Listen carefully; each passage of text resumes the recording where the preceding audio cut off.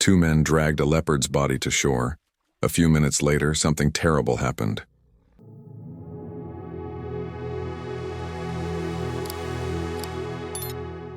The river moved with a slow, determined current, its waters reflecting the warm hues of the setting sun.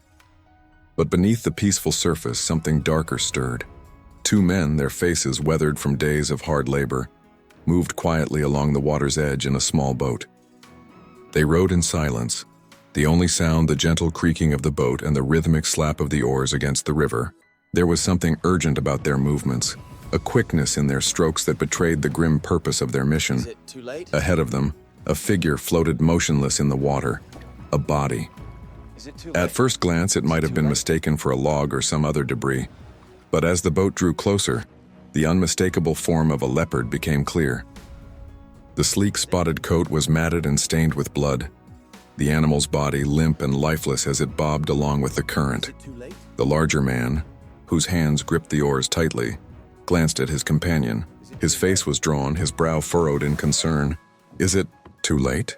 the younger man asked, his voice barely above a whisper. The older man didn't answer immediately. He simply rowed harder, bringing the boat alongside the body. There was no mistaking it now. This was no ordinary animal. The leopard's beauty, even in death, was undeniable. Its coat, though bruised and bloodied, still held the delicate pattern of spots that made it one of the most majestic predators in the wild. The men paused, eyes fixed on the animal, and for a long moment neither moved. They both knew the significance of the creature they were pulling toward the shore. The Mara, wild and untamed, was not a place where animals like this simply appeared by accident, but here it was, a life lost floating silently in the river. With a sigh, the younger man leaned over the edge of the boat, his hands reaching down to grasp the animal's fur. The leopard's body was heavy, waterlogged, and cold. The two men worked in silent unison, pulling the limp form into the boat with careful hands, each movement full of respect. They didn't speak. There was no need. The weight of the situation pressed down on them both. Finally, they managed to bring the leopard onto the shore. The two men heaved its body onto the riverbank, the soft earth squelching under the weight. The scene was strangely still. No birds called, no breeze stirred the air. Everything seemed to hold its breath. The older man stood back for a moment, wiping sweat from his brow. His voice was low, filled with a quiet sadness as he spoke. "We did what we could. We'll have to report this." The younger man nodded, his eyes never leaving the animal. There was a soft shudder in the air, something unspoken between them both. A grief, a sense of helplessness, and the knowledge that the delicate balance of nature had been tipped. The leopard's body lay there, still as the river it had come from. The men stood over it, knowing that they had not just witnessed a loss, but had become part of a greater, unknowable story. The Mara, ever shifting, had claimed another life, and there was no changing that. The sun dipped lower in the sky, casting long shadows over the riverbank. The golden hues of evening clung to the water's surface, but the air had taken on a sudden coolness, as though the land itself was holding its breath. The men stood near the leopard's body, both caught in the quiet weight of the moment. Their work had ended, but a sense of something unfinished hung in the air. The older man, his hands resting on his hips, surveyed the lifeless creature. His eyes softened, a mix of sadness and something deeper, guilt perhaps. It was a feeling that lingered, the kind that comes when an unexpected death has occurred, when the rhythms of the wild have been disrupted. The younger man, still kneeling near the leopard, ran his fingers gently across the animal's fur, his face etched with concern. He couldn't help but think of the life this animal had lived, the hunt, the survival, the family bonds that surely existed somewhere deep in the wilds of the Mara. He stood up slowly, brushing the dirt from his pants, and then looked around, scanning the surrounding savanna. There was a rustling in the undergrowth nearby, faint at first, but unmistakable. The younger man froze, his breath catching in his throat. He motioned to the older man, who had already noticed the subtle movement in the grass. Their eyes met, and there was an unspoken understanding. From the shadows of the trees, a figure emerged. It was another leopard, not quite as large as the one lying on the bank, but its sleek coat was unmistakable, spotted and shimmering in the waning light.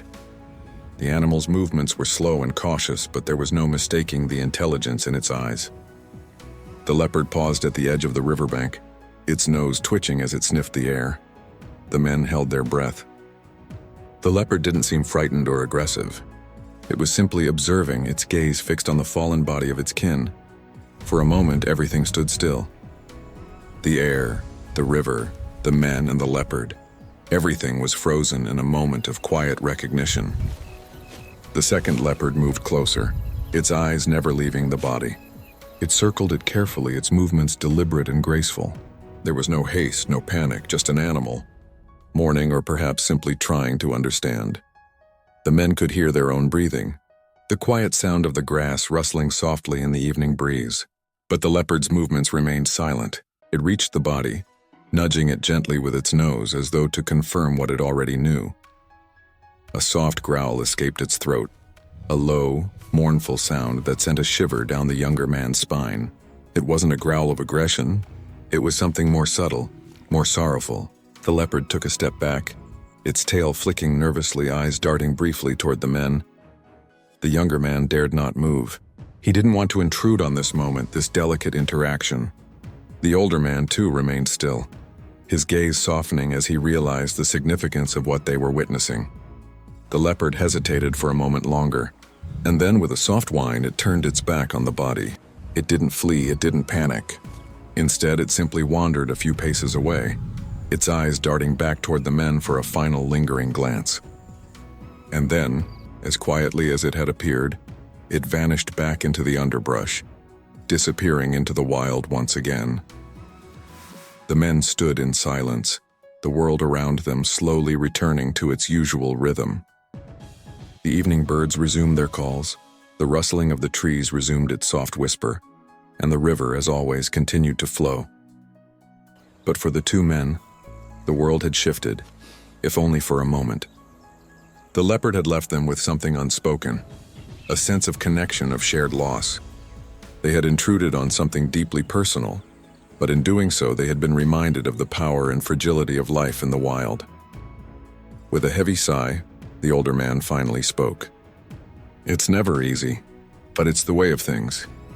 The younger man nodded, his eyes still on the spot where the leopard had stood.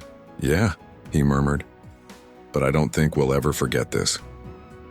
As the sun sank beneath the horizon, the air around the riverbank grew cooler, the tension lingering between the two men. The younger man stared at the spot where the second leopard had disappeared into the thicket, still processing what they had witnessed. The older man stood silent, lost in thought.